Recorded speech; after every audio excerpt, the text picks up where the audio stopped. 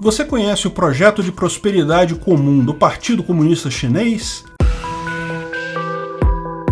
Esse é o Visão Libertária, sua fonte de informações descentralizadas e distribuídas. Esse artigo foi sugerido e escrito por Rodolfo Andrello, revisado por JJ Liber, narrado e produzido por Peter Turguniev. A China possui uma configuração política e econômica bastante curiosa. Por um lado, existe uma liberdade econômica relativamente alta, que permite o desenvolvimento de um poderoso setor tecnológico e uma infinidade de empresas focadas na inovação. Por outro lado, o país ainda é dominado por uma ditadura de partido único e lideranças confessadamente comunistas. Por conta dessa configuração curiosa, não é raro encontrar jornalistas que atribuem toda a aparente prosperidade do país ao planejamento central estatal, ao mesmo tempo em que acusam o capitalismo como causador dos principais problemas chineses, como a poluição horrenda das metrópoles. Mas essa peculiar combinação pode estar com os dias contados. O Partido Comunista Chinês definiu recentemente as metas de governo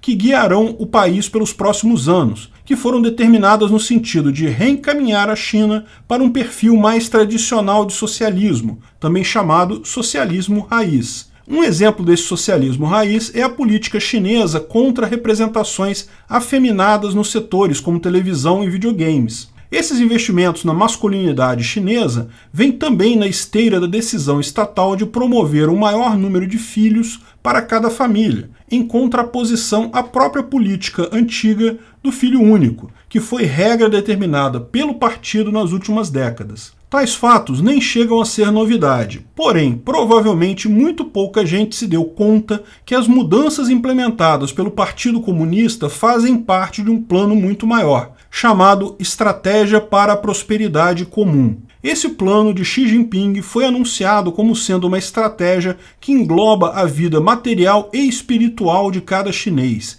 e visava ser uma alternativa ao modelo de prosperidade de poucas pessoas, mas que também não tenderia a ser um igualitarismo uniforme. Então, como funcionaria na prática essa nova estratégia? Apesar de algumas obscuridades, o novo projeto parece visar um modelo de socialismo mais próximo do praticado na Alemanha, com uma generosa participação das empresas via impostos que forneceriam ao governo recursos financeiros a serem direcionados para políticas sociais. No entanto, se esse padrão social-democrata fez você pensar que essa nova fase política chinesa não é tão rigorosa, bem, pense de novo. Os atores do mercado chinês já estão se dando conta da necessidade de se adaptar ao novo tom da política de Xi Jinping. Gigantes de tecnologia como a empresa Tencent já fizeram questão de anunciar mudanças e até investimentos bilionários em um fundo agrícola de prosperidade comum. Esse temor dos chineses mais abastados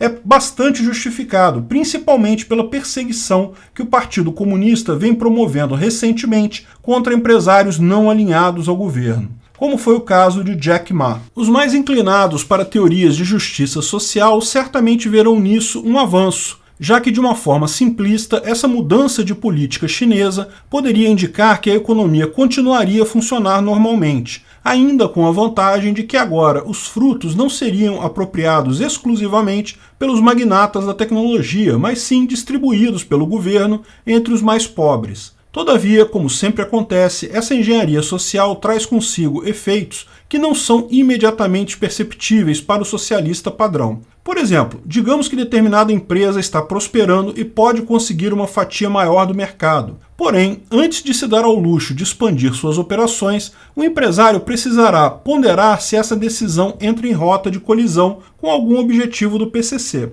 Neste ponto, crescer, enriquecer e tornar sua empresa superior à concorrência poderia se revelar uma armadilha, já que a nova estratégia da prosperidade comum traça o objetivo explícito de não compactuar com a prosperidade de poucos. Assim, a estrutura de incentivos torna-se completamente deturpada, porquanto as empresas menos eficientes poderão trabalhar com a salvaguarda de que não serão esmagadas por competidores de alto nível. Da mesma forma, uma inovação que torne obsoletos os seus competidores pode não ser implementada no mercado, já que o próprio mérito da sua invenção arriscaria fazer da sua empresa um alvo dos planejadores centrais. Assim, o resultado bastante previsível desse plano para a prosperidade comum é a implantação de um sistema que inverte os próprios valores que permitem a prosperidade. Em lugar de premiar o sucesso, ocorre o desincentivo. A economia cederá lugar ao desperdício, e as mentes mais brilhantes terão que se conformar ao nível dos medíocres. Assim, em um futuro não muito distante, cada indivíduo terá o objetivo de tornar-se um operário comum,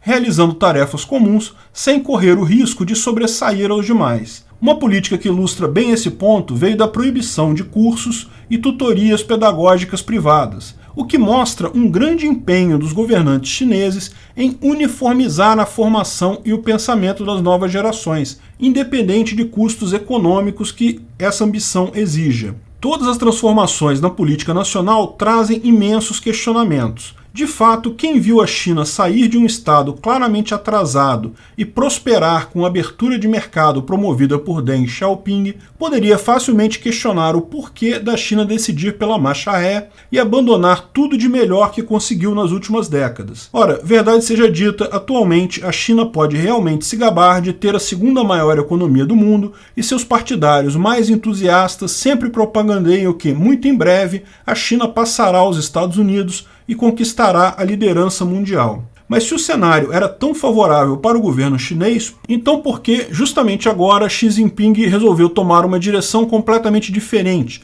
arriscando todas as conquistas anteriores? Por incrível que pareça, talvez todos esses acontecimentos estranhos na China não seja mais que uma tentativa de finalmente implantar a revolução comunista em toda a sua plenitude. O conceito não é muito intuitivo, mas pode ser facilmente compreendido. Provavelmente você já sabia, mas vale lembrar que o que determinou o fracasso da Revolução Russa foi a impossibilidade do cálculo econômico, que Mises identificou como as razões que sempre farão um sistema ruir na ausência de propriedade privada e um sistema de preços. Mas o que talvez você não saiba é que até hoje os teóricos socialistas ainda estão se digladiando para entender o porquê dos soviéticos não terem sido vitoriosos na Guerra Fria, e se o resultado poderia eventualmente ser diferente no futuro em uma próxima revolução socialista. Partindo da própria teoria marxista, uma interpretação seria que, naquele contexto, a Rússia estava fadada a fracassar em sua revolução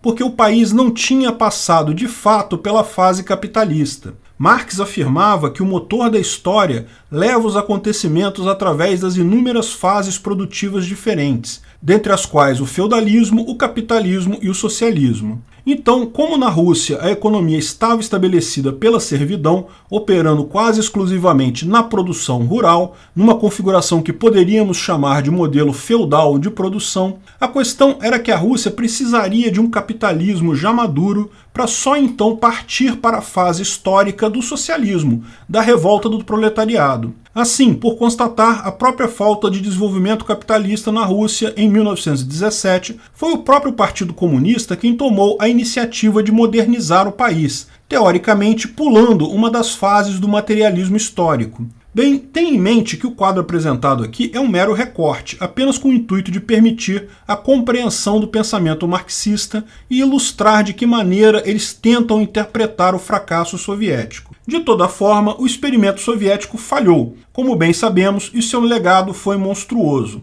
Mas Xi Jinping está decidindo os rumos da China com base neste tipo de teoria. Então pode muito bem ser que essa fase mais aberta, anteriormente promovida por Deng Xiaoping, não fosse mais do que um recuo estratégico a fim de permitir que o capitalismo construísse na China um complexo industrial e promovesse de vez um modo de produção capitalista. Assim, Xi Jinping talvez julgue estar em condições de finalmente conseguir realizar a grande expropriação da burguesia e, em sua concepção, acertar justamente onde Stalin errou. Olhando a perspectiva dos saqueadores socialistas, de fato pareceria mais inteligente saquear fábricas e recursos modernos de produção em lugar de saquear um país como a Rússia, de 1917, cujo principal meio de produção ainda era o arado. Todavia, ainda que a vantagem de Xi Jinping venha do fato de que há muito mais o que saquear na China moderna, a questão é que a impossibilidade do cálculo econômico ainda persiste, e a falha do comunismo não se resolve simplesmente optando por socializar meios de produção de um país relativamente mais rico. Como já vimos neste e em outros vídeos do canal, há várias decisões centralizadas no Partido Comunista que são fadadas ao fracasso, das quais o controle de natalidade provavelmente é o exemplo mais eloquente. Mas não iremos nos estender mais em cima do argumento da impossibilidade do cálculo econômico, já que isso tornaria o vídeo extremamente longo e o canal já abordou o tema diversas vezes. Por isso, vamos deixar na descrição o link para o vídeo Por que o cálculo econômico é impossível no socialismo, do canal teórico nosso, o Ancapsu Classic. Não deixe de conferir. De toda forma, tenha em mente que, embora o PCC esteja apertando o cerco contra a economia privada, existe uma série de fatores que ainda serão determinantes para estabelecer se a China irá, de fato, seguir em queda livre rumo à stalinização da economia, ou então, se os fatores alheios à vontade do líder supremo poderão afetar a economia chinesa numa ou em outra direção, como resistências e projetos distantes dentro do próprio partido. De todo modo, é certo que você passará a ouvir cada vez mais elogios dos formadores de opinião que recebem incentivos econômicos da ditadura vermelha e que não cansarão de louvar o projeto de prosperidade comum do PCC. Comunistas são tão previsíveis. Obrigado pela audiência.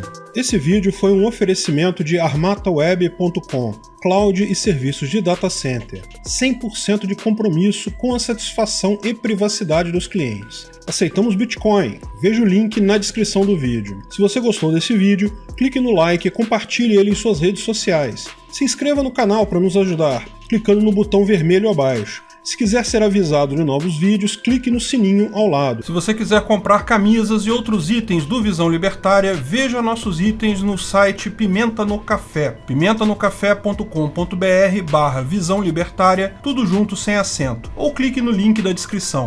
Até a próxima!